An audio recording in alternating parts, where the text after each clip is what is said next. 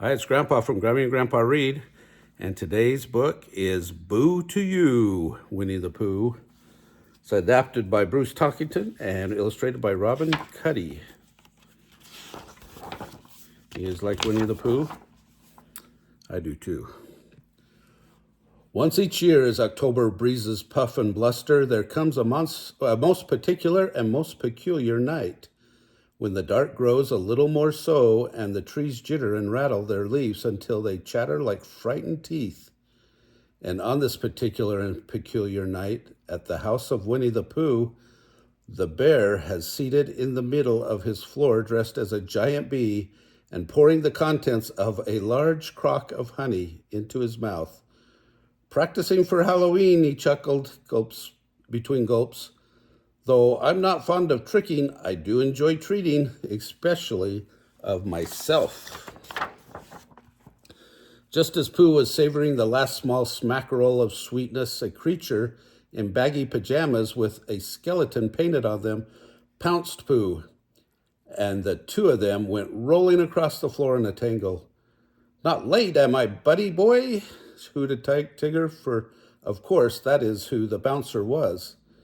Halloween's what Tiggers and skeletons do best, 'cause nothing's more fundamental than fun. Hoo-hoo-hoo. Behind the delighted feline were two Eeyores, one wrapped in bandages like a mummy, and the other a sort of bedraggled Eeyore-like creature. "See? Even donkeys' boys precipitatin'," Tigger pointed out. "Hello, Eeyore," said Pooh to the mummified donkey. "And hello, Gopher," he chuckled to the other Eeyore. "Ding-dog-nabbit," snapped Gopher ruefully. "How am I supposed to win the best costume contest if you know it's me?" Gopher stomped off, muttering to himself. "I'll surprise him yet. Just wait and see." Best costume contest?" exclaimed Tigger. "Come on, Pooster. We better get a move on." "Not," Pooh said, with a surprising determination for such an easygoing bear, "until our good friend Piglet can join us." And while they were making plans to include their very small friend, strange happenings were happening at Piglet's house as he made his own preparations for Halloween. Crouched in the middle of his parlor was the most horrible pretend spookable that the very small animal could put together, a monstrosity of household gadgets, fabrics, and chair legs, topped with a leaky colander, as if there were any other kind for its head. "I'm not scared of something as frightful as this," Piglet told himself. "I won't be afraid of anything this Halloween." At that moment, the front door was flung open and Piglet was joyfully bounced by Tigger the skeleton. "Boo-hoo-hoo!" shouted the bone-bedecked feline. "Why, Piglet!" exclaimed the surprised Pooh. "Where's your costume?" "Yeah, look at the time, Pigletto," said Tigger, pointing out the window. "It's 1:15 sunset." He began leading Piglet toward the door. "We got to get to Halloweenin'." Piglet stammered, searching for a suitable explanation. And while Piglet is figuring out that he will be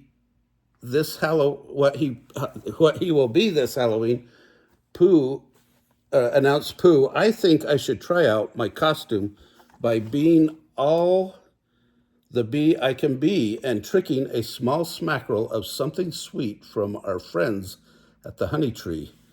"But Pooh," Piglet began to protest. "Perhaps it would be best, Piglet," interrupted Pooh, "if you didn't call me by my given name," and he whispered to Piglet as an afterthought, "It might make the bees suspicious." "Enough jabbering," hooted Tigger. Let's get to terrifying." So much to little Piglet's distress, they all followed Pooh off to trick-or-treat the honeybees. But they were on their way back almost immediately, if not sooner, running as fast as they could, with a blizzard of angrily buzzing bees close behind. "Oh dear," gasped Pooh between pants. "I'm not the bee I used to be." Not too far down the path, Rabbit was in the midst of his pumpkin patch, chest swelling with pride as he stepped from one pumpkin to another, giving each a pat, a polishing, or a fussy rearrangement of a vine. Sighed the satisfied rabbit to himself. Each precious pumpkin is a picture of perfection. The sudden approach of an ominous buzzing caused Rabbit to look up, but there was no time for him to utter a word as Pooh, Piglet, Tigger, and Eeyore crashed past him, tumbling into the patch and the pumpkins, garden tools, and shreds of costume flying every which way. The bees, seeing Rabbit standing stark still, swarmed at him in a humming hurricane of anger. At the very last instant, Rabbit realized his danger and ducked. The bees swooped over his head and between his ears into the knothole in the tree behind him. The resourceful bunny quickly covered the hole with a bucket, trapping the belligerent bees inside. However, before he had time to even breathe a sigh of relief, Rabbit found himself face to face with a Pooh Bear who looked a great deal like Gopher in a red jersey with a pillow stuffed beneath it. "Trick or treat," whispered Gopher Pooh, and as if in response, the bees hammered the bucket aside and aimed straight for him. "Oh, bother," wailed Gopher Pooh as he disappeared into the gathering gloom and the bees right behind him. Rabbit surveyed the upheaval of his pumpkins and his friends and shook his head in exasperation. "Of all my favorite holidays," he sighed forlornly, "Halloween isn't." Later, as Pooh, Piglet, Tigger, and Eeyore wandered woefully toward the home of their ruined costumes, Tigger sadly observed his bedraggled outfit. "This was the bestest skeletus costume of all time ever," he sniffled. Then he winked at Piglet. "And I'm making no bones about it. Boo-hoo-hoo-hoo, oh, hoo-hoo-hoo." Very soon after, night fell and Halloween officially arrived, and arriving with it was a storm that chased wisps of claw-like clouds across the sky, playing hide-and-seek with the moon to the accompaniment of thunder rumbles. Piglet scurried about his house, frantically blocking the door with furniture, and all about were posted very small signs that read, "Spookables scram," and "No ghosts allowed," and "Goblins go home." So when a knock sounded at his front door, Piglet was not at all eager to answer it and dove beneath his favorite armchair. Who's there?" he squeaked, keeping his hands over his eyes. "Why," responded a very Pooh-sounding voice, "it's me. Us." "Pooh Bear?" said Piglet, peering out hopefully from under the armchair's dust ruffle. "How can I be certain it is truly, really you? This could be a spookable trick." "Yes, I see more or less," murmured Pooh from the other side of the door, where he stood with Tigger and Eeyore. "Though mostly less," he sighed. "Perhaps if you say something only you could say," reasoned Piglet, "then I'd be certain it's you." "What would that be?" asked puzzled Pooh. "How about 'I am Pooh'?" suggested Piglet. "You are?" exclaimed the lowly, totally confused bear of little brain. "Then who am I?" "Pooh Bear," squealed the delightful Piglet as he zipped out from under the chair, unblocked the door, and threw it open to reveal smiling Pooh and Tigger and Eeyore. Piglet chuckled as he gave his best friend a hug. "You will be joining us for Halloween, won't you?" Piglet looked at his friends guiltily and anxiously wrung his hands. As a small and timid animal, he stammered nervously. "I'm afraid I'm really just too afraid." He hung his head sadly. "I'm very, very sorry indeed." "That's quite all right, Piglet," said Pooh Bear as he put a reassuring arm around his friend's very small shoulders. "We'll simply not have Halloween. This Halloween shall be a Hallow-wasn't, and you shall have no reason to be afraid." Piglet smiled up at Pooh gratefully. "Thank you, Pooh Bear," he said. "I think I shall be all right now." Later that night, the storm began to rage fiercely through the 100-acre wood, twisting trees, rocking rocks, and howling horribly. Pooh watched it from his window and frowned. I hope Piglet is not too frightened, he sighed to himself. He is, of course, all alone.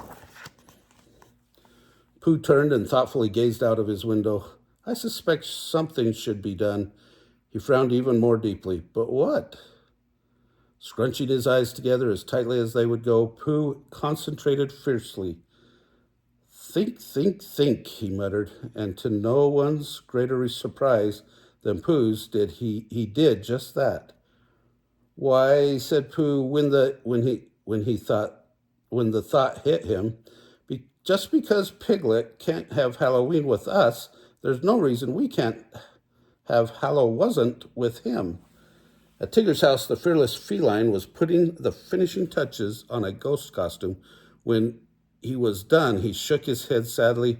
If only Piglet was more like me and less like him, he said to himself. I'm not a scaredy-o.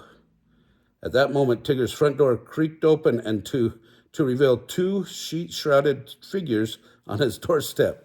Spookables, hollered Tigger. So frightened he tried to hide behind himself and tripped over his tail.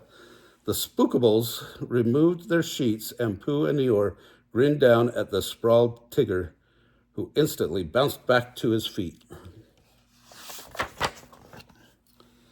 Pooh, Eeyore, bet you thought you'd scared me, huh? He exclaimed excitedly. Well, you did. Do it again, will you? Pretty please? We're on our way to Piglet's to have Hallow-wasn't, exclaimed Pooh.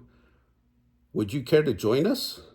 Tigger snatched up his ghost costume and charged out the door. What are we standing around here for? He laughed. At Piglet's house, the very small animal was pacing anxiously back and forth. Oh dear, he moped. Everyone was so looking forward to Halloween. He sniffed and wiped away a very small tear from his eye. I've let down Pooh and Tigger and Eeyore and Gopher. He exhausted a quivering sigh. And me. Pooh, Tigger, and Eeyore had almost reached Piglet's house through the fiercely blowing storm when a wayward tree branch snaked out and snagged a remnant of Pooh's bedsheet. In the wet and darkness, the bear was certain he'd been clutched by the cold claw of a Spookable. Oh my goodness, shouted the startled Pooh. Help, Spookables! Pooh's forlorn cry sounded over the racket kicked up by the storm. Pooh Bear? Piglet gasped as he ran to his window. Tigger and Eeyore, still wrapped in their ghostly bedsheets, were trying to free Pooh from the grasp of the uncooperative branch that had almost completely pulled the bear's costume off. Oh no, Piglet cried at the sight of his best friend in a struggle with a pair of ghosts. Spookables have Pooh! A worried but determined expression came over his very small face. I must save Pooh, Halloween or no Halloween. Suddenly noticing the remains of the pretend Spookable scattered over the floor of his parlor, Piglet muttered with his breath, I'll show those Spookables what trick-or-treating is all about. A few moments later, Piglet's front door was thrown open to reveal a Spookable who looked very much like the one that had been constructed in Piglet's parlor. Boo, said the Spookable in a very small voice. Then a bit louder, I said boo! Pooh, Eeyore, and Tigger looked up in horror. Spookable! They wailed, and ran away down the path, leaving Pooh's torn costume in the possession of the grasping tree limb. Come back with my friend, shouted the stilted Spookable as it hobbled awkwardly down the hill after them. Pooh, Tigger, and Eeyore ran past the startled Gopher, who was now clad in a rabbit costume topped by long floppy ears. Hey, what's the rush, he snapped. Spookable, wailed Pooh, Tigger, and Eeyore. Gopher Rabbit looked up at the path just as the costumed Piglet lurched into him, and they both went rolling head over heels after the others. Rabbit, trying to keep his pumpkins dry with his much too small umbrella, glanced up and had just enough time to mutter, Oh no, not again. Pooh, Tigger, and Eeyore collided with him. Then Piglet and Gopher collided with them, and everyone went rolling and sprawling through the pumpkins as pieces of costumes went flying every which way, and the rain fell, and the thunder rolled, and the lightning flashed. A long moment passed. Then they all carefully untangled themselves and discovered that there was not a single spookable to be seen, only the very wet and muddy friends and neighbors of the 100-acre wood. "Help!" squawked Gopher, making everyone jump. He was sitting in the midst of the garden with a hefty pumpkin on his shoulders and the oversized rabbit ears that were all but that was left of his costume, poking out the top and waving in the breeze. "What a wonderful costume, Gopher," said a very impressed Eeyore. "It is?" responded the amazed Gopher. "I particularly like the ears," agreed Rabbit. "You do?" said Gopher. "No doubt about it, Gopher," laughed Tigger. "It's the bestest costume yet." "Yippee!" cheered Gopher. "I knew I could do it." "And I knew Piglet could do it too," announced Pooh as he helped his friend to his feet. "Do what, Pooh Bear?" asked the puzzled Piglet. "You saved us all," said Pooh. "He did?" responded Tigger. "Certainly," explained Pooh. "He's here and the spookable isn't, so he must have chased it away." Tigger looked about in wonder. "Say, that's right. Way to go, Piglet."